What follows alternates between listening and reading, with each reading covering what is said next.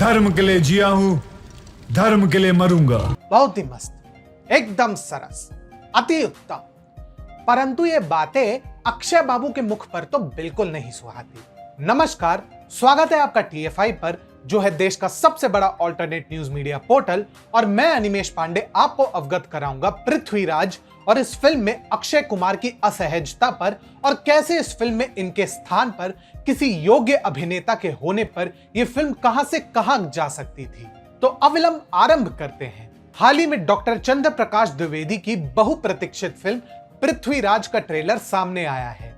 भारतवर्ष के महान सनातनी योद्धाओं में से एक सम्राट पृथ्वीराज चौहान के गौरव को चित्रित करने का प्रयास करती ये फिल्म 3 जून 2022 को सिनेमाघरों में प्रदर्शित होने के लिए तैयार है।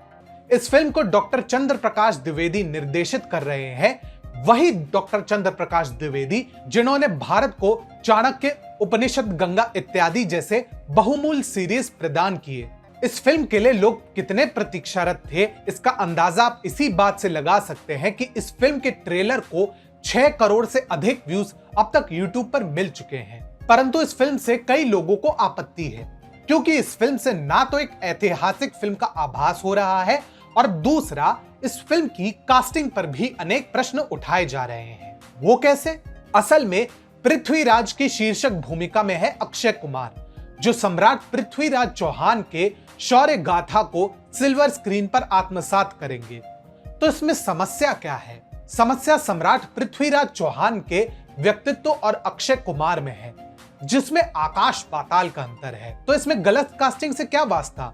सर्वप्रथम पृथ्वीराज के ट्रेलर को ही देख लीजिए, इसमें कहीं भी आपको पृथ्वीराज चौहान दिखाई दे रहे हैं। अब आप जब कोई भी ऐतिहासिक फिल्म बनाने चलते हैं तो आप उसे ऐसा आत्मसात करते हैं कि आप उस किरदार का जीता जागता स्वरूप बन जाते हैं। उदाहरण के लिए जब आप the legend of Bhagat Singh में अजय देवगन को देखते हो, या पद्मावत में रणवीर सिंह, या तानाजी में अजय देवगन के अतिरिक्त शरद केलकर या ल्यूक केनी को देखते हो, तो आप इन अभिनेताओं को नहीं, इनके द्वारा आत्मसात किए गए ऐतिहासिक किरदारों को देखते हो। परंतु पृथ्वीराज ने एक बार फिर से बॉलीवुड की उसी महामारी से परिचित कराया है, जिसकी चर्चा तो सब करते हैं, परंतु समाधान शायद ही कोई चाहता है: गलत कास्टिंग। आप स्वयं सोचिए, जिन सम्राट पृथ्वीराज चौहान को वीर गति प्राप्त होते होते 30 वर्ष भी पूरे नहीं हुए, उसके लिए आप ऐसे अभिनेता को चुनते हो जिसकी आयु 54 वर्ष है, और उनके समक्ष एक ऐसी अभिनेत्री को प्रस्तुत करते हैं जिसकी आयु उसके बेटी समान हो। आखिर क्या सोचकर अक्षय कुमार को सम्राट पृथ्वीराज चौहान बनाया गया? ऐसा नहीं है कि वे खराब अभिनेता है, परंतु इस फिल्म के ट्रेलर में वे पृथ्वीराज चौहान कम और अक्षय कुमार अधिक प्रतीत हुए, और यह एक शुभ संकेत नहीं है। ऐसे में गलत कास्टिंग की बीमारी कोई नई बात नहीं है बॉलीवुड के लिए, परंतु पृथ्वीराज ने सिद्ध किया है कि यदि इस बीमारी का जल्द निस्तारण नहीं हुआ तो बॉलीवुड का समूल नाश तो निश्चित है। इस बात को लेकर कई लोगों ने फिल्म के निर्माताओं और अक्षय कुमार की जबरदस्त आलोचना की है, परंतु क्या इनके कोई उचित विकल्प नहीं थे? बिल्कुल थे, और हम कुछ ऐसे ही विकल्प आपको गिनाते हैं जो अक्षय कुमार से कहीं बेहतर पृथ्वीराज चौहान की भूमिका को आत्मसात कर सकते थे। सर्वप्रथम तो है शाहिद कपूर। आप माने या नहीं, लेकिन कई मायनों में शाहिद कपूर ने एक आदर्श राजपूत के चरित्र को आत्मसात किया है, जैसा हमें पद्मावत में देखने को भी मिला है। चित्तौड़ के अंतिम गोहिल शासक रावल रत्न सिंह के रूप में जिस प्रकार से शाहिद कपूर ने एक राजपूत के आदर्शों को आत्मसात किया, वे सम्राट पृथ्वीराज चौहान के चरित्र को भी यदि आयु के दृष्टिकोण से नहीं तो आदर्श और चरित्र के दृष्टिकोण से अवश्य आत्मसात करते।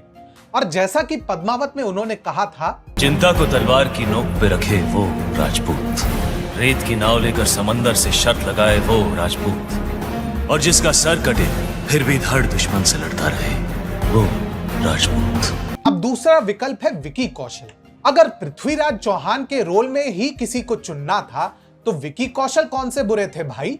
हाँ, कुछ लोग बौद्धिक तौर पर उसके विचारों से असहमत हो सकते हैं, और सरदार उधम के वैचारिक दृष्टिकोण से भी कुछ असहमति हो सकती है, परंतु उनके अभिनय पर कम ही लोग संदेह कर सकते हैं। और यह भी कम लोग जानते हैं कि पद्मावत में भी वे रावल रत्न सिंह के रोल में प्रथम विकल्प थे।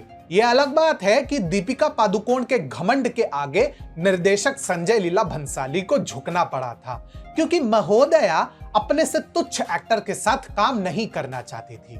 सोचिए, जब केवल शाहिद कपूर के होने पर रणवीर सिंह को इतनी टक्कर मिली थी, तो विकी कौशल के होने पर क्या होता।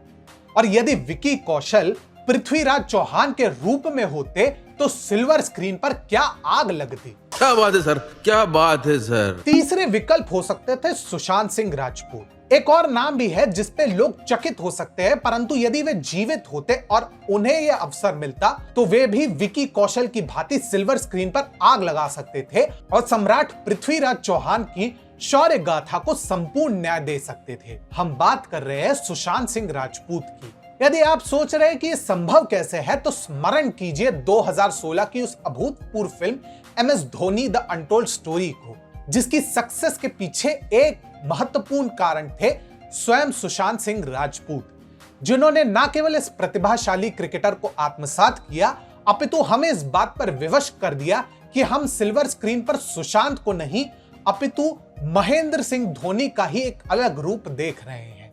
सोचिए, यदि ये सम्राट पृथ्वीराज चौहान के रूप में चुने जाते तो क्या होता। चौथे विकल्प हो सकते हैं रणदीप हुड्डा। एक और व्यक्ति हैं जो सम्राट पृथ्वीराज चौहान की भूमिका को संपूर्ण न्याय दे सकते हैं, और वे है रणदीप हुड्डा। वे सिर्फ एक मंझे हुए अभिनेता ही नहीं हैं, अपितु परिवेश से जाट भी हैं, इसलिए वे समीकरणों के दृष्टिकोण से इस भूमिका को काफी बेहतर रूप से निभा भी सकते हैं। यदि अक्षय कुमार की केसरी ना आई होती तो वे सारा गढ़ी के नायक हवलदार ईशर सिंह की भूमिका को भी आत्मसात करने के लिए तैयार थे, जिसके लिए उन्होंने अपने लुक्स और कद काठी पर काफी मेहनत भी की थी।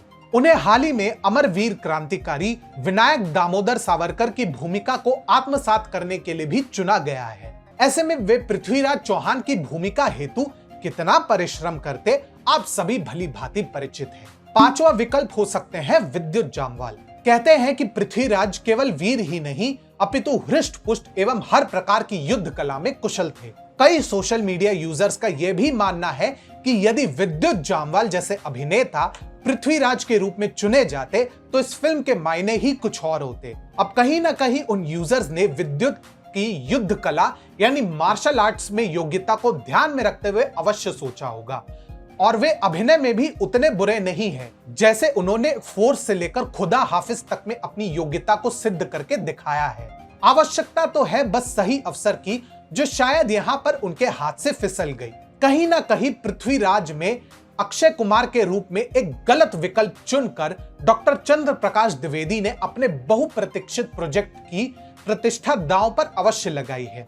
ये फिल्म कितनी सफल होगी ये तो आने वाला समय ही बताएगा, परंतु यदि असफल रही तो दोषी केवल एक वस्तु होगा, गलत निर्णय, क्योंकि एक निर्णय कान्हा जी को जनता का प्रिय बना सकता है और पानीपत को हास्य का विषय बना सकती है।